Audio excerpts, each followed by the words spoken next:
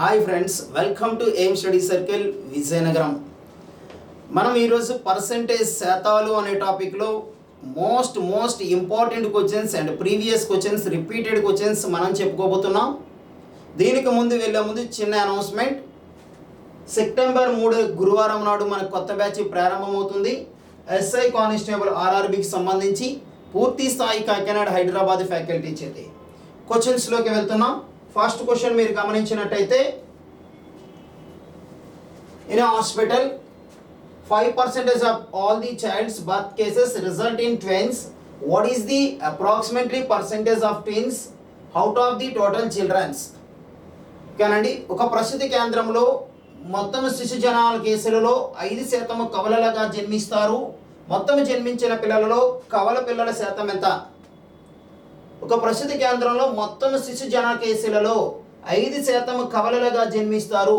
మొత్తం జన్మించిన పిల్లలలో కవలల శాతం ఎంత? అంటే 100%కి 5% కవలలు జన్మిస్తారంట. అంటే ప్రతి 100 మంది పిల్లలలో 5% ఏమో ట్విన్స్ అంట. రిమైనింగ్ 95% ఏమో సింగిల్గా జన్మిస్తారు. అయితే కవల పిల్లల శాతం ఎంత అని అడిగాడు. అంటే 95% అంటే 95 మంది సింగిల్గా జన్మిస్తారు. 5% ట్విన్స్ అంటే ఇద్దరు చెప్పానా, అంటే వీళ్ళు 10 మంది జన్మిస్తారు. అంటే హాస్పిటల్లో మొత్తం ఎంతమంది జన్మిస్తున్నారు అంటే 105 మంది జన్మిస్తున్నారు. పర్సెంటేజ్ అనేది 100కి తీసుకోవాలి, కానీ 100%లో 5% ట్విన్స్. 100లో 5% ట్విన్స్ అంటే 95% ఒకరికే జన్మనిస్తారు. 5% ట్విన్స్ కావున 5 రెళ్ళ 10 మంది జన్మనిస్తారు. అదే సింగిల్గా 95%, 95 వన్స్ 95 టోటల్ హాస్పిటల్లో 105 మెంబర్స్ కానీ జన్మిస్తే అందులో 10 మెంబర్స్ ఏమో ట్విన్స్ అంట. ఆ ట్విన్స్నే ఎందుకు అడిగామంటే, కవల పిల్లల శాతం అంతా ఎవరినైతే అడిగాడో వారిని లవములో ఇవ్వాలి, మొత్తం ఎంతమంది అయితే ఉన్నారో వారిని హారములో ఇవ్వాలి, ఇంటూ 100. మనం గమనించినట్టయితే 5 21 5 రిళ్ళ 2 × 100 200 by 21 21 9ల 189. Reminder 11/21. 9 and 11 by 21%, approximately 9.5% is the right answer. అంటే 11 and 21 by means వాడు ఇచ్చినది అప్రాక్సిమేట్లీ 9.5% అని ఇచ్చాడు. నెక్స్ట్ క్వశ్చన్కి వెళ్దాం. సెకండ్ క్వశ్చన్,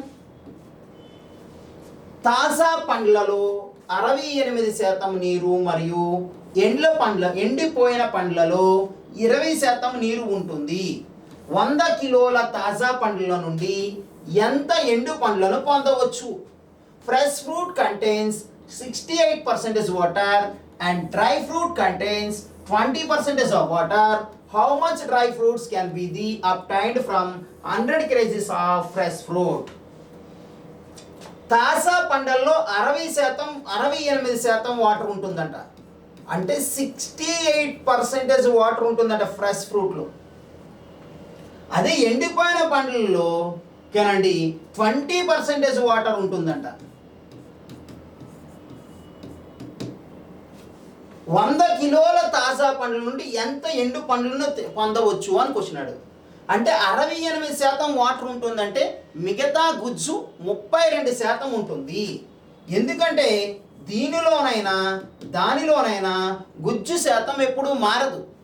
ఎందుకు మారదంటే ఫ్రెష్ ఫ్రూట్లో ఎంత అయితే గుజ్జు ఉంటుందో ఎండిన పండులో గుజ్జు అంతే ఉంటుంది. వాటర్ తగ్గిపోవడం వల్ల దాని పరిమాణం తగ్గిపోతుంది. అంటే గుజ్జుల పరిమాణం సమానంగా ఉంది. ఇంటూ ఇక్కడ వెయిట్ ఎంత అని అడిగాడు. ఇక్కడ వెయిట్ మనకి ఎంత ఇచ్చాడంటే 100 kgs ఇచ్చాడు. మరొకసారి క్లియర్గా వినండి. 68% వాటర్ ఉందంటే 32% అదర్ ఉంటుంది వెయిట్. అంటే తొక్క అని గుజ్జు అని 32% ఉంటుంది. ఎప్పుడు ఫ్రెష్ వాటర్ మెలన్లో. ఎండిపోయిన దానిలో 20% నీరు ఉందంటే గుజ్జు 80% ఉంటుంది. ఫ్రెష్ మింటర్లో వాటర్ మిల్లర్లోనైనా ఎండిపోయిన దానిలోనైనా గుజ్జు శాతము సమానంగా ఉంటుంది కానీ ఈక్వల్ చేసాము ఇంటూ ఇందులో వాటరు ఎంత, అదే దీని వెయిట్ ఎంతో తెలీదు డబ్ల్యూ, దీని వెయిట్ ఏమో 100 kgs అని ఇచ్చాడు. 24ల 25ల 4 1ల 4 8ల 8 5ల 40 kgలు ఎండిపోయినప్పుడు దాని బరువు. Option number D is the right answer. Next question. Procedures మన క్లాస్ రూమ్లో ఎక్స్ప్లెయిన్ చేయొచ్చు, మనం ఈజీ మెథడ్స్ని కూడా మనం ఎక్స్ప్లెయిన్ చేసుకుంటున్నాం. ఒక గ్రామంలోని వయోజన జనాభాలో 42% మంది పురుషులు మరియు 24% మంది మహిళలు వివాహం చేసుకున్నారు. గ్రామంలో ఉన్న మొత్తము పురుషుల్లో 42% మంది వివాహం చేసుకున్నారంట, స్త్రీల్లో 24% వివాహం చేసుకున్నారంట. ఏ పురుషుడు ఒకరికంటే ఎక్కువ మహిళని పెళ్లి చేసుకోలేదంట. ఏ పురుషుడు ఒకరికంటే, ప్రతి పురుషుడు ఒక అమ్మాయినే పెళ్లి చేసుకున్నాడు. ఏ మహిళ ఒకరికంటే ఎక్కువ పురుషుల్ని వివాహం చేసుకోలేదంట. ఏ స్త్రీ కూడా ఎక్కువ మంది పురుషుల్ని వివాహం చేసుకోలేదు, ఒక్క పురుషుడినే వివాహం చేసుకుందంట. చేసుకోలేదు అనుకుంటే మొత్తం వయోజన జనాభాలో, అంటే మొత్తము జనాభాలో వివాహం కాని వారి శాతం ఎంత, పెళ్లి కాని వారి శాతం ఎంత? Of the adult population in a certain village 42% men and 24% of the women are married. Assuming that no man marries more than one woman, and whereas what is the percentage of total adult population who are unmarried? ఇక్కడ మనం గమనించినట్టయితే 42% పురుషులకి మేల్స్కి పెళ్ళయిందంట. At the same time 24% ఫిమేల్స్కి కూడా పెళ్ళయిందంట. అంటే గ్రామంలో పెళ్ళైన పురుషులు ఎంతమంది ఉంటారో స్త్రీలు కూడా అంతేమంది ఉంటారు కదండి. పురుషులు ఎంతమంది ఉన్నారో స్త్రీలు కూడా అంతేమంది ఉంటారు, కానీ ఈ రెండు ఈక్వల్ అని చేసుకోవాలి. అంటే మేలు ఫిమేల్ రేషియో ఇప్పుడు చూద్దాం. ఇది యువతలకు వస్తే M/F, ఇది అవతలకి వెళ్ళేటప్పుడు సింప్లిఫికేషన్ చేద్దాం. 3 8 2 12 24 2 21. నెక్స్ట్ 3 4 3 7 4/7. అంటే మేల్ 4 పార్ట్స్ ఉంటే ఫిమేల్ 7 పార్ట్స్ ఉన్నారంట విలేజ్లో. మేల్ 4 పార్ట్స్ ఉంటే ఫిమేల్ 7 పార్ట్స్ ఉన్నారంట. అక్కడ మనం ఒక నెంబర్ని ఎగ్జామినేషన్ చేసుకుందాం. ఇది ఎగ్జామినేషన్ క్వశ్చన్. టోటల్ 1100 నెంబర్స్ అనుకుందాం మనం. అందులో మేల్ 4 పార్ట్స్ ఉన్నారంటే 400 మేల్స్ ఉన్నారని అనుకుందాం. ఫిమేల్స్ ఏమో 7 పార్ట్స్ అంటే 700 ఉందో అనుకుందాం. ఎందుకంటే 4 + 7 11 పార్ట్స్, 11 పార్ట్స్ 1100. మేల్ 4 పార్ట్స్ కావున 400, ఫిమేల్ 7 పార్ట్స్ కావున 700 ఎగ్జామినేషన్ చేసుకుంటాం. ఇక్కడ 1100 ఎగ్జామినేషన్ చేసుకోవాలని లేదు, మీకు నచ్చిన నెంబర్ ఏదైనా ఎగ్జామినేషన్ చేసుకోవచ్చు, అది తెగాలి. ఇక్కడ 2200 అని అనుకోవచ్చు, ఇక్కడ 3300, ఎందుకంటే 7 + 4 11, 11తో డూజిబుల్ అయ్యేది ఏదో ఒక నెంబర్ని ఎగ్జామినేషన్ చేసుకుందాం. ఇప్పుడు మేల్స్లో 42% పెళ్ళి అయ్యిందంట. మేల్స్లో 42% పెళ్ళి అయ్యిందంటే 42/100 4 42 168 మందికి పెళ్ళి అయింది. ఫిమేల్లో కూడా 24%కి పెళ్ళి అయిందంటే 700లో 24% అంటే 7 24 7 × 24 7 4 28 2 168. చూడండి, పెళ్ళైన పురుషులు స్త్రీలు ఎలా ఉన్నారండి? సమానంగా ఉన్నారు. ఎందుకంటే గ్రామంలో పెళ్ళైన పురుషులు స్త్రీలు సమానంగా ఉంటారు. మొత్తము పెళ్ళైన వారు శాతం అందుకు అనుకుందాము.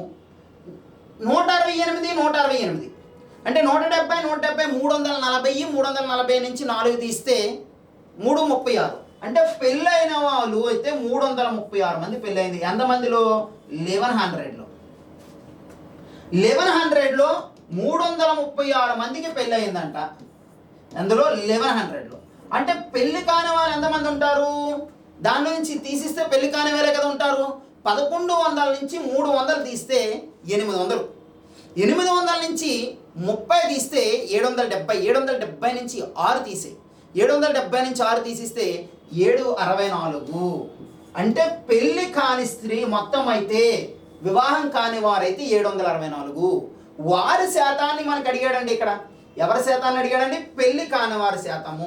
764 మొత్తం 1100 × 100 అండి. ఈ 2 సున్నాలకి 2 సున్నాలకి పోయిందండి. 11 6ల 66 అండి. ఇంకా 10 ఉండిపోయింది. 11 9ల 99 అండి. అప్రాక్సిమేట్లీ 69% వచ్చిందండి. 69 పాయింట్లో ఇంకా ఉందండి. 55 ఉంది, 44 ఉందండి. 69 పాయింట్ అంటే ఈ రెండిట్లో. మరొకసారి 2 సున్నాలు 2 సున్నాలు పోయింది. 11 6ల 66 0 కనండి 10. 11 9ల 99 5 పాయింట్ పెట్టుకున్నాం 0 11 4 అంటే 69.4. Option number first is the right answer. కనండి క్లియరా? ఇది అప్రాక్సిమేట్లీ ఇవ్వలేదు, ఎగ్జాక్ట్లీ ఇచ్చాడు. 69.4. 42 మేల్స్కి మ్యారేజ్ అయిందంటే 24 ఫీమేల్కి మ్యారేజ్ అయిందంటే మ్యారేజ్ అయిన వాళ్ళు ఆ గ్రామంలో ఇద్దరు ఎలా ఉంటారండి? ఈక్వల్గా ఉంటారు. అందువల్ల ఈ రెండింటిని సింప్లిఫికేషన్ చేస్తే ఇది 4/7 వచ్చింది కావున టోటల్ 1100 అనుకున్నాను. 2/3 వస్తే 500 అనుకుంటాను. 2/3 వస్తే 2 3 కలిపితే 5 కానీ 500 అనుకుంటాను. అక్కడ ఎంత భిన్నం వచ్చిందో ఆ రెంటిని కలిపి అది అనుకున్నాను.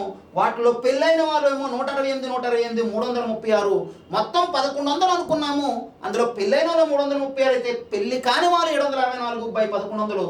పెళ్లి కాని వాళ్ళ శాతం 69.4%. నెక్స్ట్,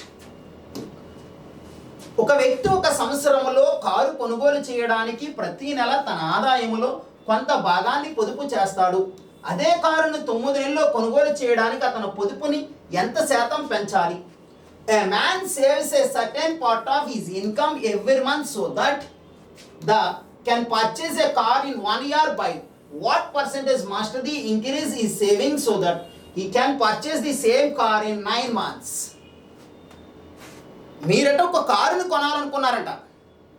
మీరు కారును కొనాలనుకొని ప్రతి నెల కూడా ఒక 50,000 రూపాయలు సేవ్ చేసుకుంటే ఒక సంవత్సరంలో మీరు కారు కొనుగోగలరు. కానీ ఆ కారును 9 నెలల్లోనే కొనాలంటే మీ పొదుపు శాతం ఎంత పెరగాలి? మీరు ఒక సంవత్సరంలో కొనాలని కారుని 9 నెలల్లోనే కొనాలనుకుంటే మీ పొదుపు సేవింగ్ ఎంత పెరగాలి అని అడిగాడు. యాక్చువల్గా మీరు 12 నెలల్లో కొనాలనుకున్నారంట. నెలకి 50,000 రూపాయలు చెప్పిన దాస్తే 6 లక్షల రూపాయలు కారు వచ్చేస్తుందంట. అదే చెప్పాడు. ప్రతి నెల కొంత పొదుపు చేస్తే సంవత్సరంలో కొనుగోలు చేసి ఉంచాం అంటే 6 లక్షలు పెడితే కారు. కానీ మీరు 9 నెలల్లోనైతే 9/50 4,50,000 పొదుపు చేయగలరు. మీరు ఎంత ఇంటి కారు కొనాలి? 6 లక్షలు. కానీ మీరు 9 నెలలు అయితే ఎంత పొదుపు చేస్తారు? 4,50,000. అంటే 1,50,000 రూపాయలు మీ పొదుపుని పెంచాలి. ఎందుకంటే ఇప్పుడు 4,50,000 పొదుపు అవుతుందా? ఆ 9 నెలల్లోనే కొనాలంటే మరో 1,50,000 మీ పొదుపు పెరగాలా లేదా? అది దేని మీద పెరగాలి? 4,50,000 మీద ఇంటూ 100. 2 సున్నాలు 2 సున్నాలు ఈ 2 సున్నాలు 2 సున్నాలు పోయింది. 5 300 5 9 5 300 1500 500 300 3 3 100/3 3 33 అండ్ 1/3% అంటే 33.33. 33 అండ్ 1/3 అన్నా 33.1/3 అన్నా ఒకటే. ఓకేనండి. ఇటువంటి మరిన్ని వీడియోల కోసం లైక్ చేయండి, షేర్ చేయండి. మనం ఈ వీడియోలో సింపుల్గా ఉన్న మెథడ్సే మనం మాట్లాడుకున్నాం. కొంచెం దీనిలో ఎక్స్ప్లెనేషన్ పెరుగుతుంది, క్లాస్ రూమ్లో వచ్చేటప్పటికి అన్నీ పెరుగుతాయి. ఓకేనండి.